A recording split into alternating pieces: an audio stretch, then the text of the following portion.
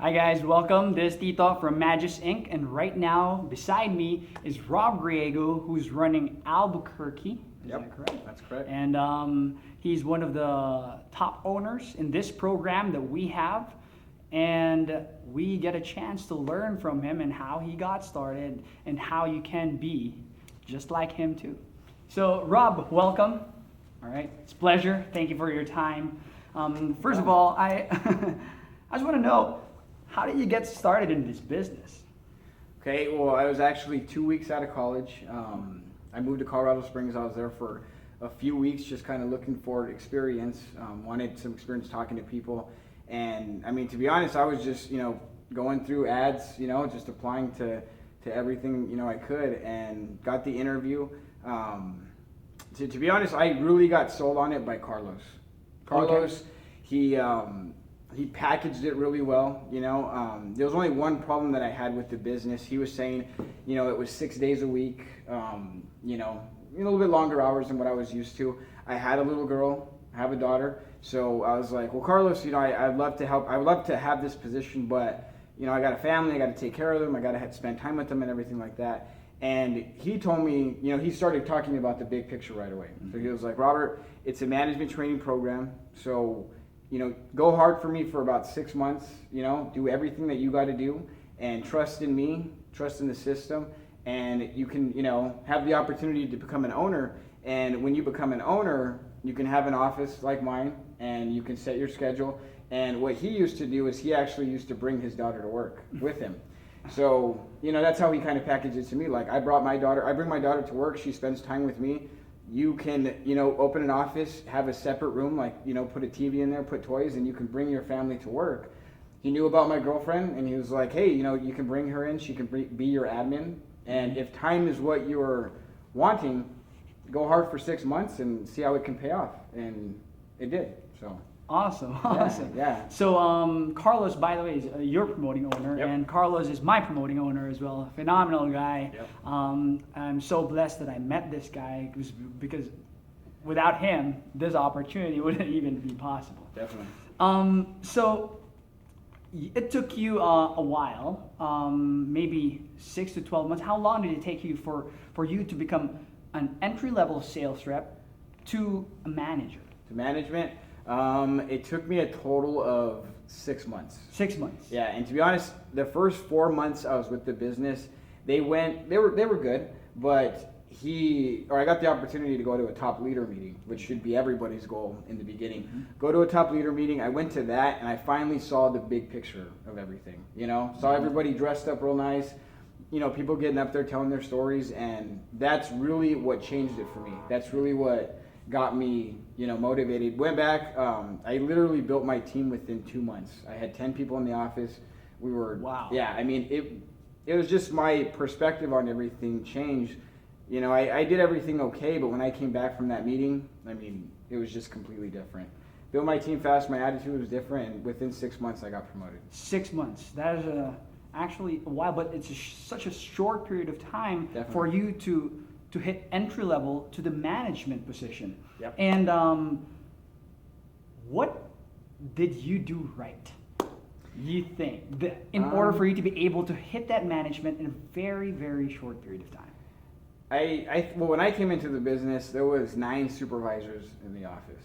So okay. we were actually the number 1 office in the nation whenever I came in. So there was a lot of guys that, had thought they, were in charge of things. They thought they were leading the way, and they started doing things not, I guess, standard procedure. They started like trying to go the next step, but in a wrong way, if that makes sense. And all Carlos told me was trust in the system, do what you're supposed to, use law of averages, close the right way, and don't try and do anything that you're not supposed to, and just let it happen.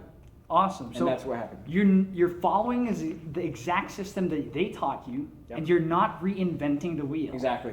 Awesome. Exactly. Let's talk about the step-by-step process. As a sales rep, what was your biggest challenge, and how did you overcome that? My biggest challenge when I was a rep was just getting out of my comfort zone. I'm not that outgoing of a guy. Kind of shy, which a lot of people are. They come into the business. I mean, with sales, it's like it's not like a last type of resort, but for some people it is, and that was kind of with me. And I was a little shy, and Carlos told me, Carlos told me you got to get out of that comfort zone. You go to the store, you could be somebody different if you have to, be an actor in the store, and that's what I did. I got out of my comfort zone. I got very outgoing. When I hit that store, it was like I was a completely different person, and my attitude, my C factors, that's what really kept me consistent. Great. In the store. And so you hit your qualifications, you moved to a supervisor, a leader, or trainer. Yep. And at that point, what was your biggest challenge, and how did you overcome it? The biggest challenge that I had as a supervisor was sharing sales, because when you train somebody, you got to get them 4 sales in 5 days, or 4 sales in 6 days, or whatever it was. Again, I have a family, so it was a little bit tougher for me. And I remember I had one trainee, and he was really good. Like Carlos kind of like handpicked him for me. And we go to the store, and the first 2 sales I call in, I put my own name. And Carlos called me right away, and he's like, "What are you doing?" Like, I'm like, "Yeah, he could be good, blah blah blah," And he was like, "Robert, are you interested in making one big check, or are you interested in getting to management and like making a lot of big checks?" And I said, "Well, obviously, long term." So he said, "Okay, what you invest in, or you got to invest in your people. You have to write them sales. Think of it as an investment. You're giving them $100, and it's going to pay back to you." Awesome. 100 times. Awesome. So that's what I had to overcome. It reminds me of this quote from Zig Ziglar, which is, if you want to get, you can get anything that you want in life as long as you help enough people get what they want. Exactly. And that's what exactly you did, thinking, Exactly. that it's going to take you to the next level. Yep. And as a manager right now, how many stores do you have? 6. 6 stores. 6 stores. Absolutely awesome. Making 6 figures every single year. And what is your biggest challenge as a manager?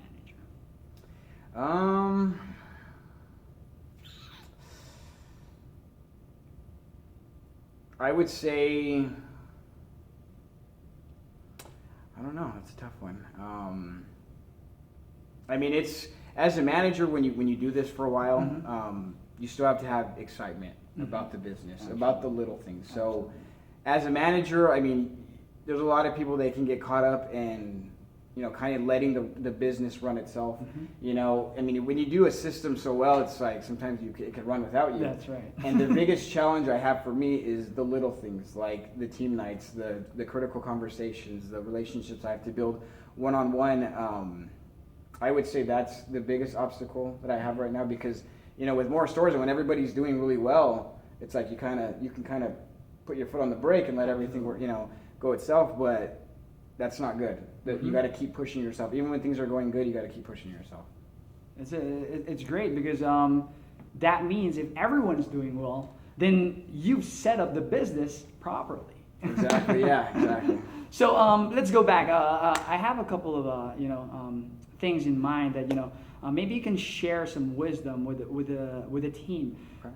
With regards to how you pitch people whenever you're inside the store. Okay. What works best for you? There's a lot of pitches, but what works best for you? Well, definitely I use the 10-foot rule in Sam's Club. You got to use the 10-foot rule.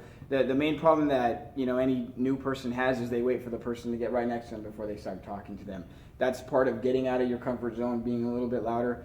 10-foot rule, using C factors. It depends on the person. I like to switch up my pitch. It's always worked really good for me to tailor a pitch to a certain type of person. Older women, men, I got to say different stuff. Younger, I can kind of joke with them a little bit, but it's just breaking down that barrier right away. You know what I mean? I say, "Hey, how are you guys doing? You guys," perfect pitch would be, "Hey, how are you guys doing? You guys need help finding anything?" Help them find something. It's always customer service first. If you help them out with whatever they're looking for, they're going to trust you a little bit better inside the store. It takes a little bit extra effort to do that, obviously, but it definitely helps you talk to more quality people. Okay. So that's the best pitch, I would say. All right, awesome. And then you invite them to the table, Yep. do the side-by-side presentation. What is your favorite closing line, if there is? And how do you close people? There's a lot of different closes I use. I usually use the same discounts. I just tailor them to whatever the objection is. Well, I mean, I guess I could give you something different. I learned this a few months ago. There was a guy that told me he used this for his clothes. If you have a customer that's just kind of on the fence, you know, they're like they know it's a good deal. They've been with their current provider for a while. They just can't decide. You can make it real easy for them. You could say, hey, if Comcast called you up right now and said, hey, we're going to upgrade your DVR to 800 hours. We're going to give you 1080 quality. We're going to give you a $200 gift card. We're going to give you brand new boxes. I mean, brand new system. All you got to do is we're going to run your car for $19.95 real quick, and you get all that. And we're going to give you a little bit of discounts for that. Would you do it? 9 times out of 10, they're going to say yes. And then all you got to say is, that's great. That's basically what you're doing right now. The only thing is Comcast can't offer 1080. They can't give you a $200 gift card. They can't upgrade your equipment for free. So if you put it in their perspective, well, yeah, I mean, why wouldn't they? Absolutely. It makes it a little bit easier. That's one thing that can help you if they're kind of on the fence. Great. Awesome.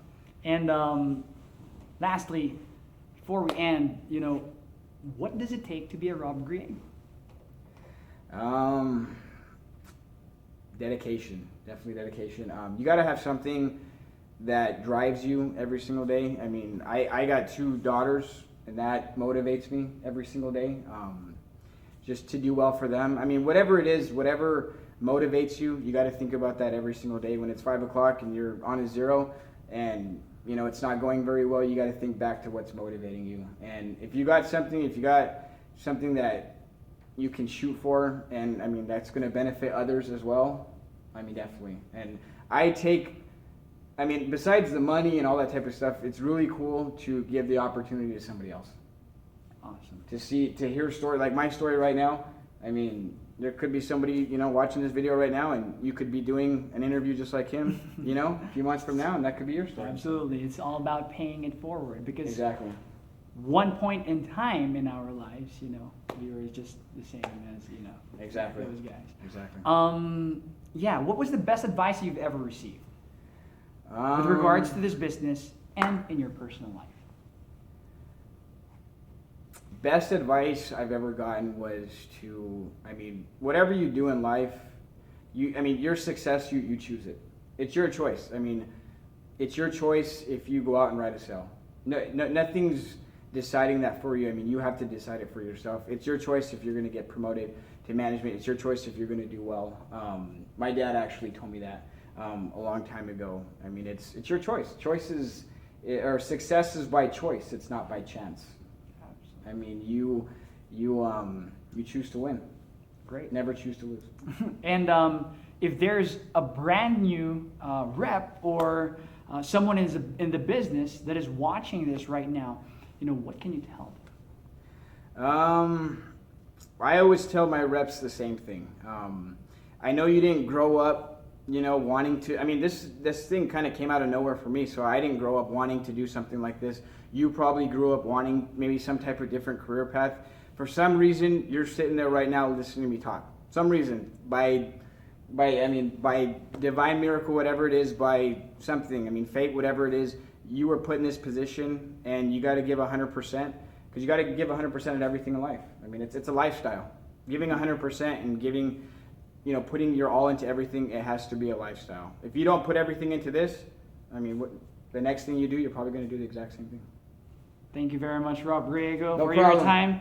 And I hope you learned a lot from this guy. We're going to do a lot more of these for you and for your growth, because we are dedicated for your success. Thank you very much. Have a great day. God bless.